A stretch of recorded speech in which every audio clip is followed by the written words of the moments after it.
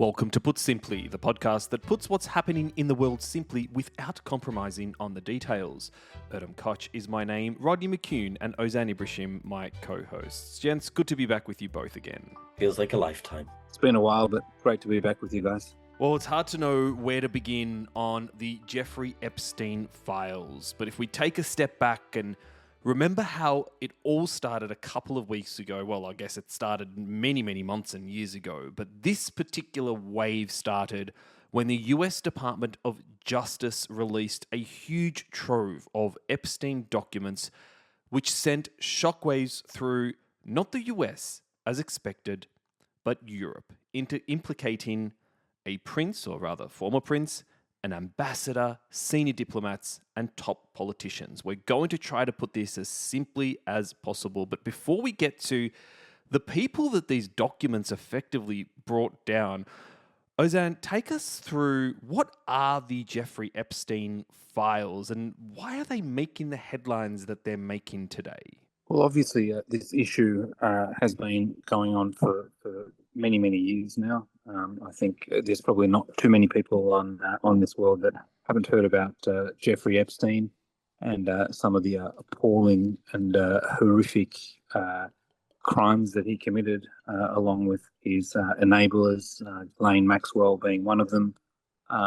And it's really been a political issue for quite some time because many, particularly in the MAGA circle and the MAGA ecosystem, have been demanding that the files, which are effectively all of the evidence that the Department of Justice has collected over the many years in their legal pursuits of Jeffrey Epstein, those files be released to the public. And of course, we know that the previous government, the Biden administration, was under some pressure to release them. And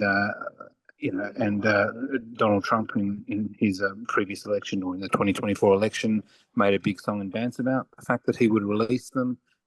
And what's happened, and then mid last year, he said he was not going to release them, tried to kill the topic, but it was a political topic or issue that kept coming back to him. And he realized that politically he's got to do something. And what happened was, late last year, the Congress, so the lower house of the US Congress, enacted a law that basically compelled the Department of Justice to release all of these files that were collected in evidence. And it took some time, and on January 30, I believe, they released or dumped about 3.5 million documents. And these documents effectively were heavily redacted, which effectively means they were blacked out. There's been a lot of memes going around, some of them making a mockery of some documents that just look black because effectively all of the pages have been blacked out.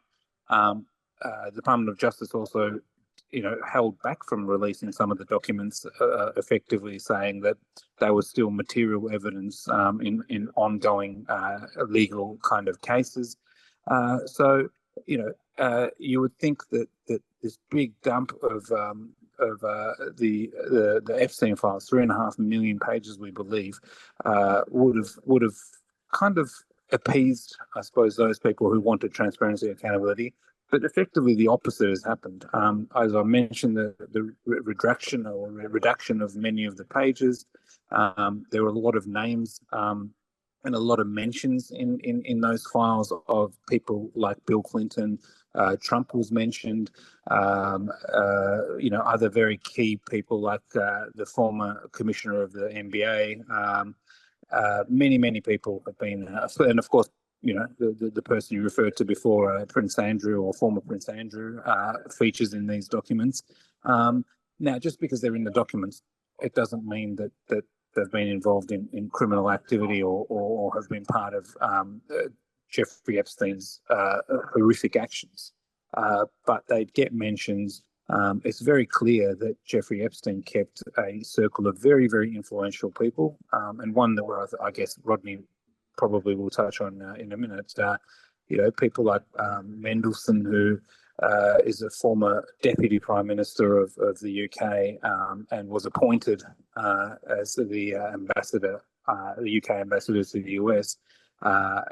Him getting a mention, many others. So the issue is getting bigger and bigger, because what's becoming very clear is that Epstein kept a global, I'm not going to say client list, but a global list of friends and associates who he regularly interacted with, who are extremely influential, and most of them are household names. So this has really rocked not just the US, but, as you said, Adam, the European countries where many of these prominent people come from. And nowhere more is that true than in the UK. We know that you mentioned Andrew Mountbatten Windsor, who's a former prince, the brother, of course, of King Charles, lost his honours. He's lost his taxpayer, I should say, funded mansion, and of course his princely title. It's affected the former UK ambassador to Washington, Peter Mandelson, who you also mentioned. He's fired. He could even go to prison. And the biggest one of all, perhaps, British Prime Minister Keir Starmer, now facing a leadership crisis. Rodney, what's the latest on that front? Keir Starmer wasn't considered to be having a great time as Prime Minister by his own backbenchers. So, and there was some murmurings of a leadership challenge well before this. So that's part of the background and context, and it's important to understand that. He also had a key advisor. Some took the view that this advisor, a guy called Morgan McSweeney, had helped him get the leadership, helped steer him in the right direction for the election and so on, and helped him hold his nerve when actually after a by-election loss, there was some rumours, and this is before he became Prime Minister, that he was thinking of standing down as leader of the Labour Party whilst in opposition. This chap, Morgan McSweeney, had been, I'm going to say, he was mentored by Mandelson, so he was seen as very much part of the calculated risk to bring Peter Mandelson back to the front line, as it were, of Labour when making him the UK ambassador to the US. And you have to remember, Peter Mandelson held more than one ministerial portfolio under Tony Blair. He was brought back by Gordon Brown, where he was in effect for a while Deputy Prime Minister. He was a European commissioner as well within the European Union system. And he was instrumental in the Remain campaign, although that lost to the Brexiteers. So he's never really been away.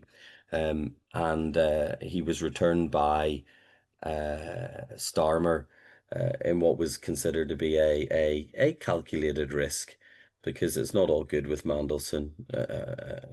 For all his skills, he does clearly make mistakes, having to resign previously for proximity to, I'm going to say proximity to wealth. The first time he resigned was over a loan for a property purchase, and the second that wasn't declared. There was nothing wrong with the loan, but the fact it wasn't declared was the problem. The second time round was a suggestion that he helped two rich businessmen get their passport applications fast-tracked. Again, there was a sort of an inquest into that and so on, and he had resigned before that, and in fact, he was found not to have done anything wrong in relation to that one. But the perception is he's resigned twice, he's got baggage, etc., etc., and therefore he was appointed by Starmer with some level of additional scrutiny, because not everyone was happy with the choice. I suspect that Starmer took that choice because he felt that Mandelson was best positioned to negotiate what was going to be a very difficult or navigate what was going to be a very difficult relationship with the White House under Trump too. And it has been a difficult relationship, and actually he has been seen to navigate it reasonably well. That's not why he lost his job. He lost his job because he had been in contact with Epstein after his conviction, and that level of contact was more than just minimal, and it seems to have been that a friendship was maintained, advice was given, and some of the language used in email correspondence had been seemed to be quite unpleasant or dismissive of the perspective of victims in the way that he didn't say anything specifically about victims, but he didn't seem to acknowledge or recognize the seriousness of what Epstein had been up to and involved in and orchestrated. And then what's happened with these second level of disclosures on the Epstein files is it's clear that whilst in government under Brown, Mandelson was sharing, in effect, inside government information with Epstein, which he would have been able to use potentially to advise clients or other people wishing to move large sums of money, place investments, etc., etc. And therefore, that's why there's now a criminal investigation into this. So that'll have to run its course. Whether or not he's charged with anything in due course, we'll have to see. These are often very complex investigations. It may be misconduct in public office. It may be something um, um, framed in a slightly different way, but it's the same conduct that's been alleged. Yeah, and so with Mandelson going and Morgan McSweeney, his advisor, going, who was seen to be instrumental as a previous mentoree of Peter Mandelson in arguing for him to be brought back in. And Starmer's issue is that there's a suggestion he doesn't have good judgment because he allowed himself to be persuaded and didn't challenge sufficiently that relationship which was understood and known about. And therefore he should have done more, is what his critics say. And it'll be interesting over the next few days as to whether or not there is a leadership challenge. At the minute, that hasn't materialised, but the leader in Scottish Labour has asked for him to resign. There's been others who have criticised, and actually, a guy who was the head of the comms operation has also gone, and he was previously number two to Alistair Campbell during the Blair era of New Labour. So there's a gap at number 10 that Starmer's going to have to fill. He's going to have to deal with the biggest problem he's had since the election. Is he went into the election without having a very clear agenda in order to win without saying anything because of the way the Tories had imploded. But he's not put in place that agenda since the election, and no one quite knows what direction he's going in. And there's no clarity across government and so on of what the priorities are, what the direction of travel is, and etc. And actually, that's the type of thing someone like Mandelson, ironically, would have been able to advise and help with in the same way strong figures like Alistair Campbell would probably be well positioned to do. So he's going to have to appoint a new team at the same time as having to restore his reputation within the Parliamentary Labour Party, or at least restore confidence that he's the guy who can lead them to a future election victory. I mean, he has won the most amazing election result, and to find himself in this position not long after, I mean, we're still early on in this term, is just pretty phenomenal.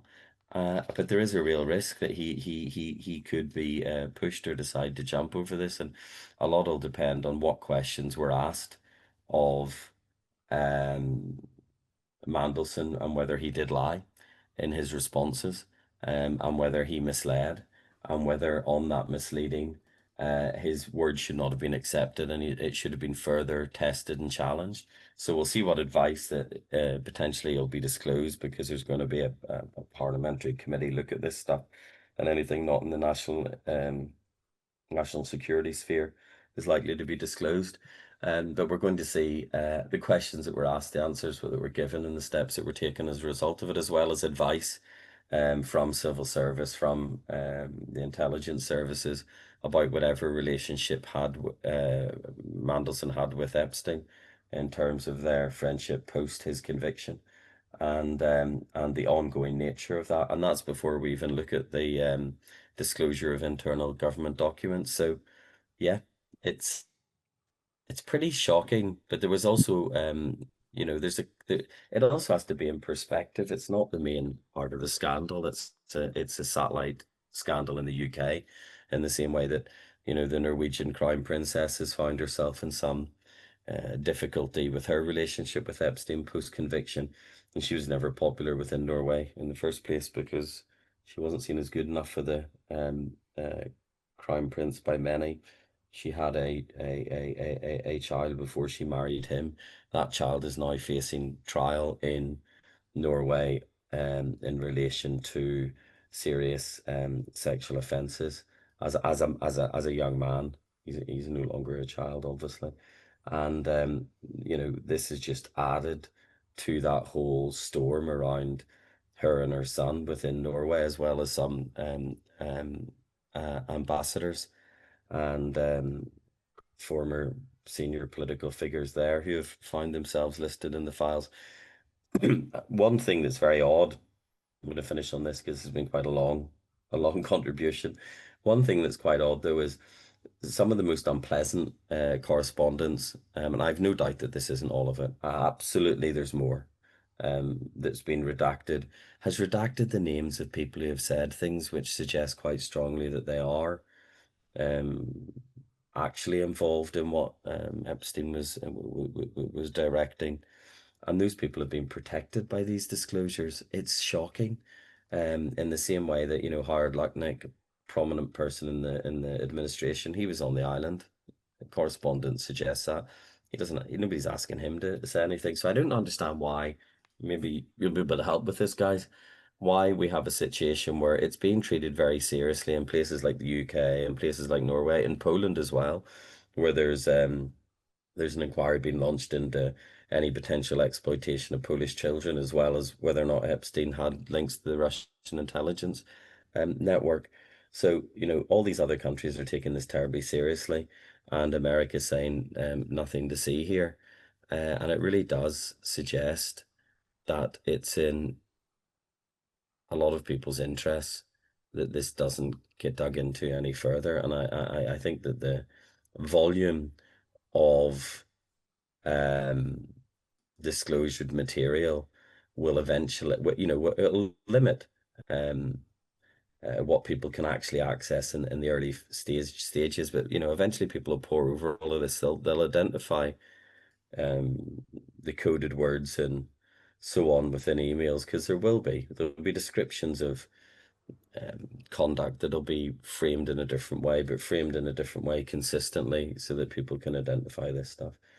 And I wonder whether they're just hoping that by the time we get to that level of the detailed analysis and understanding of what has been disclosed, obviously I'm saying there's probably other things which haven't been, that people will be tired of the issue, and therefore the news cycle will have moved on. Because even when you look at some of the content around Andrew's wife, Mountbatten, formerly Prince Andrew, and her discussions with Epstein, it's appalling stuff. The whole attempt at one point, orchestrated by a PR firm and a legal advisor, to have her issue statements saying that what Epstein was convicted of in the US wouldn't be a crime in the UK. This is shocking stuff. The effort that was gone to try and cover up the conduct of a serious sexual predator post-conviction, who had already had a lot of what he had done wiped away or hidden with the plea deal he got. The mindset of those who wanted to rehabilitate him can only have been driven by money. And it's quite pathetic to see so many people at a significant level in public life who are basically for sale. They've got no principles. They've got no values.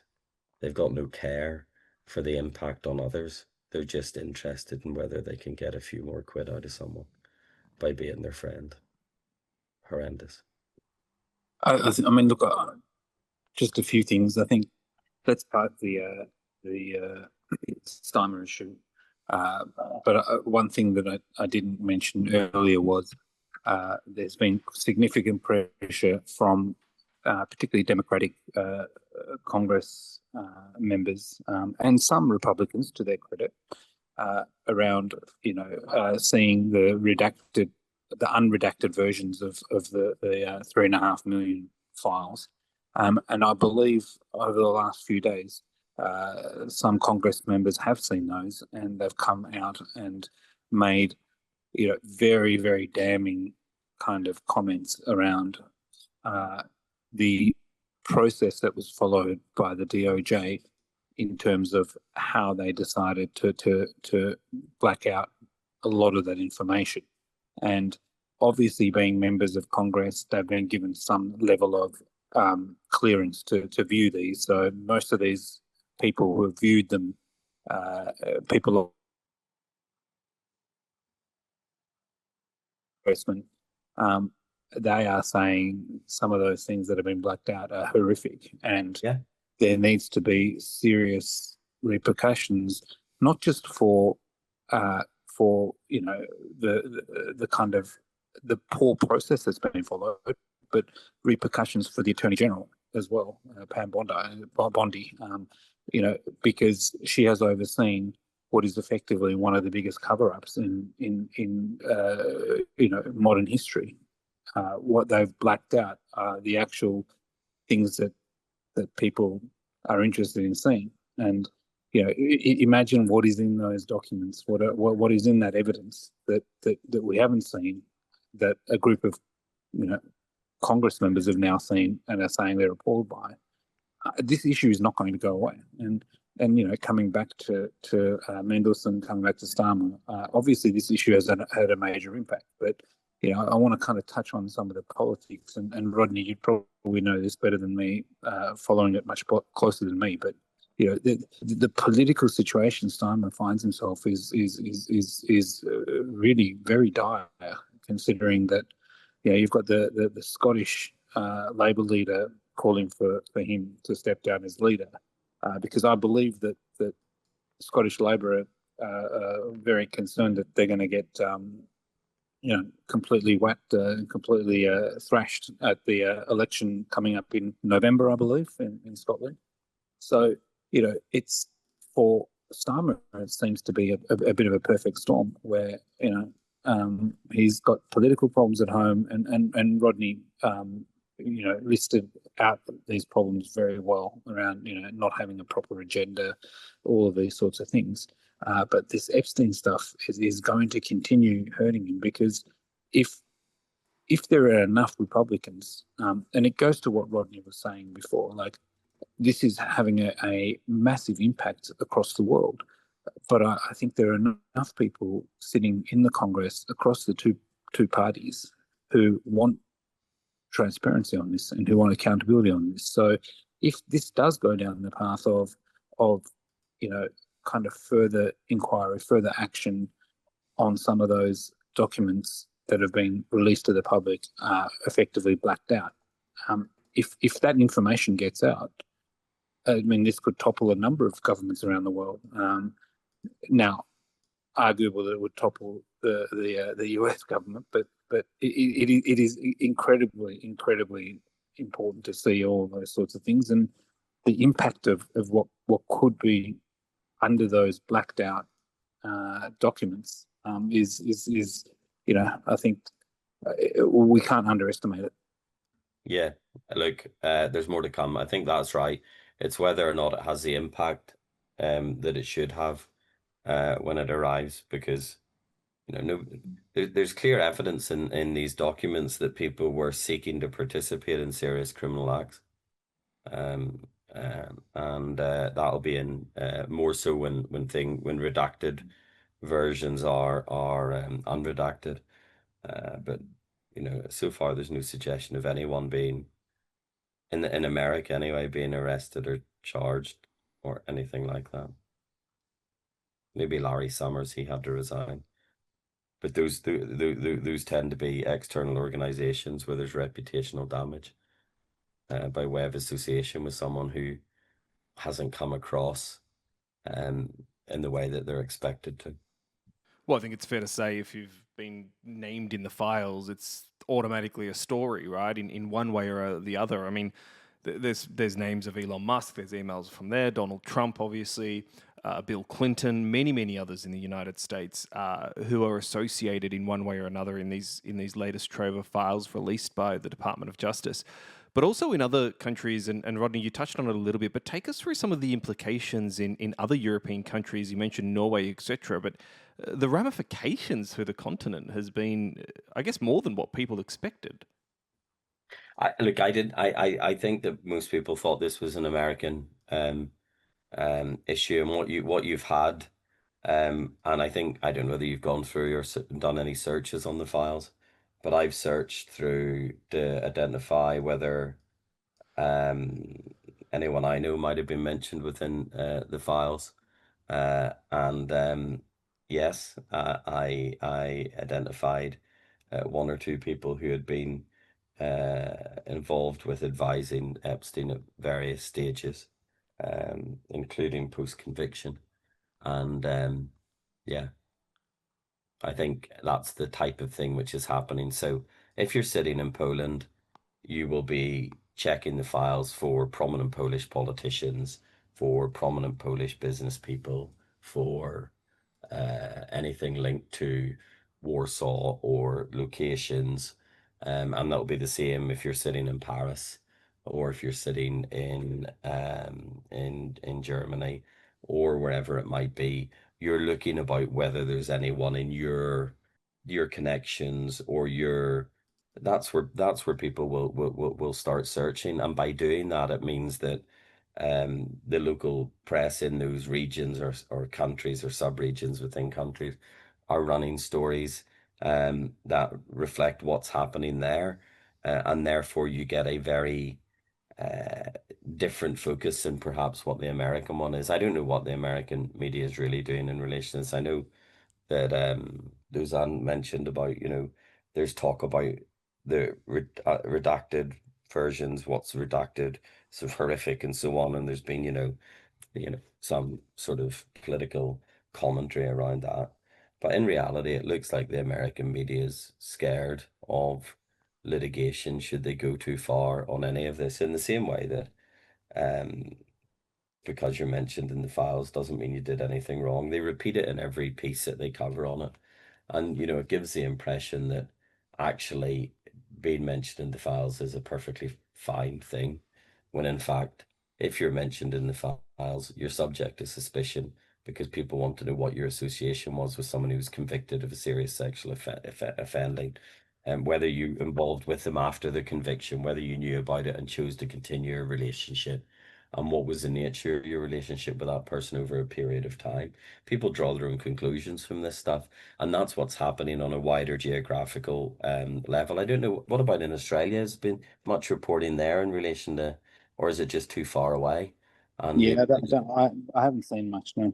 yeah. So I mean, within the European sphere, I just think it's clear that there's royals, there's heads of banks who are having dinner with Epstein post conviction. Not all of them are in position now, but some of them were, I'm going to say, maneuvered into position by Epstein as well, which is clear over a period of time. Politicians, royals, bankers, those are the types, and I mean the way he operated it, the whole networking thing, was a really full-time exercise just to keep up with trivial things in people's life, make connections, and you know, uh, events like Davos and other things. Epstein was all over stuff. Who was going to bump into who, unbelievable the level of um effort that went in to securing and enhancing influence at the same time as this other thing was going on in parallel, which was then being used to gain control over people as well. I mean, it's so substantial. It's quite shocking, really. Not just I mean, the allegations. There's allegations in where there's FBI reports in the files, which are allegations, and it's not been. I don't know. There's been investigated any further. Lutnick was the subject of money laundering claims. It appears in the files. The stuff around Trump. There's multiple complaints around Trump, and it's never quite clear whether these things were properly investigated and then dealt with as no not substantiated, or exactly what happened. But the reputational damage of having those claims against you in the first place is significant. But in America, it doesn't seem to matter. It's fascinating stuff. Well, that's the implications of the Epstein files in Europe. Let's come over to Asia now, as there's been a couple of elections over the past few days. Starting with Japan, Ozan, a historic election victory. Yeah, it's quite incredible actually. I mean, we covered this Put Simply a few months ago when the prime minister at the time took over, and in fact, I think I remember having the conversation about Prime Minister Sanae Takaichi, who's took over the Liberal Democratic Party. Which has been ruling Japan for some time, is the major party there.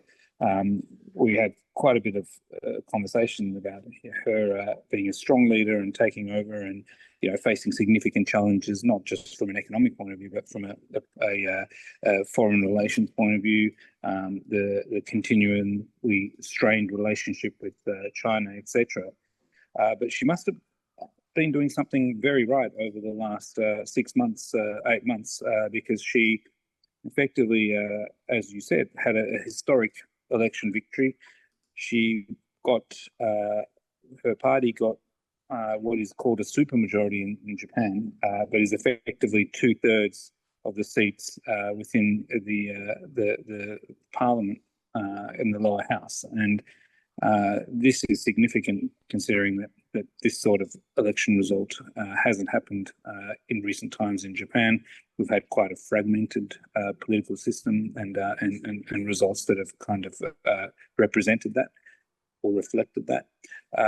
Why this is significant is effectively she has 2/3 of the lower house, and in the upper house she has a much lower kind of representation in terms of her party, but having 2/3 of the lower house means that she can get much of her agenda through, and her agenda includes significant economic reform. As part of that, giving Japanese people quite a bit of a respite on taxes. I believe they're talking about a freezing of food taxes, which is I think about 8%, if I'm not mistaken. And there are significant structural economic reforms that she's very keen to put in place. And if you're going to follow kind of the responses, the Nikkei had a historic boost. The Nikkei being the stock market within Japan. So clearly, the investor community, business community, and many Japanese have really backed her economic agenda. And in some ways, if you remember when she first came into power, there were some instances where she took some pretty hardline stances against China, and there was some concern at that point that perhaps the Japanese population and the public might find that a little bit too hostile. But this election result, in many ways, gives her a very, very strong mandate to continue her strong position and stance when it comes to the relationship with China. So, very, very significant election victory. It is a country that needs significant economic reforms, has been underperforming for many, many years. Its currency has taken a significant hit. The yen has been significantly devalued or depreciated over the last 3-4 years. So there's a lot to do there to bring, I guess, the Japanese economy to where it should be. And she certainly has the mandate after this weekend's election result. And another incumbent victory also in Asia as well, Rodney, this time in Thailand. Yeah, so that was an interesting outcome because expectation was that centre grouping were going to perform better, but it hasn't been the case. It's another incumbent success. It's a conservative success. I don't know whether or right of centre success. I don't know whether immigration was a bit of an issue in that one as well, but it certainly was in Japan.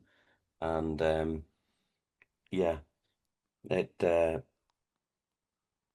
feels like incumbents, if you're on the right and you decide to call an election, you can do quite well. I don't know whether that's to do with the way the world is, the maybe more nationalistic outlook that people in many countries have. But yeah, I think the one thing though that interested me about the Japanese election was there was some discussion on whether or not they ran enough candidates. Obviously, they got a supermajority, but the election format is on constituency plus regional top up. I'm sure you're familiar with every single form of election. But the LDP had ran people named on the regional top up list also as candidates. There was a backup in case they didn't win a constituency. And the number crunchers suggested that they could have picked up an additional 14 seats had they ran more candidates. So I think that probably reflects even their surprise at the scale of their success in this election. I think we're coming back to the Thai election. It was quite surprising, a quite surprising result because the Prime Minister, again, hasn't been ruling for too long. The incumbent party hasn't been, in effect, been ruling for too long. There are significant economic challenges in Thailand. In fact, the Financial Times recently branded Thailand as one of the rising tigers 15, 20 years ago, and now as the sick man of the southeast of ASEAN or Southeast Asia. So there are significant economic challenges. The economic growth rate is stagnating. Its competitiveness is dropping, etc. So many commentators had attributed that to a lack of political stability over the last, particularly over the last 10 years. Certainly after the military coup that took place in the early 2010s. So there is a significant amount of hope with such a substantial victory by this current Prime Minister that you might see a real kind of shift towards economic reform and really bringing up Thailand's competitiveness. So it's it's a very exciting time, particularly if you remember, some of our listeners might remember the election that took place about 3 years ago. There was another party that was effectively a centre-left progressive party that ended up winning most of the seats, but then couldn't form government. Because again, what needs to be said is that the party that has won this time around, the incumbent party, certainly didn't have enough seats to form government on its own, but has a significant number of the seats. So it is expected that they will form a coalition and form government. But the previous party, was deemed to be unconstitutional, so they shut down, and then the Popular Party, which is again considered to be the progressive party, really underperformed in these elections, and it's a very interesting trend because out of the 34 Bangkok seats in the previous election, its predecessor party had won almost 33.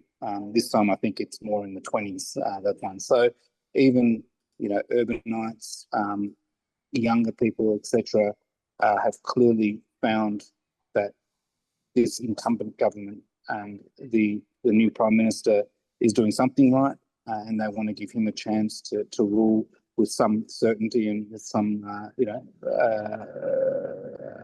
I guess, stability to turn around the country and particularly turn around the economy. I should have probably framed when I said about the nationalism stuff. Obviously, the border conflict with Cambodia has been a source of shift to greater nationalism within Thailand. No doubt. No doubt. And I do wonder whether, the same as Takechi's tough talking on China, who'll be watching very closely about how the supermajority is used and how it relates to Japanese defense going forward, and restrictions and so on. Whether those are common features in relation to both those election outcomes, because as you rightly point out, Ozan, it's not like the economies were storming along, but they had tough talking leaders. They had adversaries within their own hinterland, and we're talking tough in relation to them. And maybe that's what's resonating with the public at this time of greater conflict and global uncertainty. Well, it's a lot to cover on Put Simply for this week. Gents, thank you so much both for your time. See you next. Thanks, Great guys. to be with you.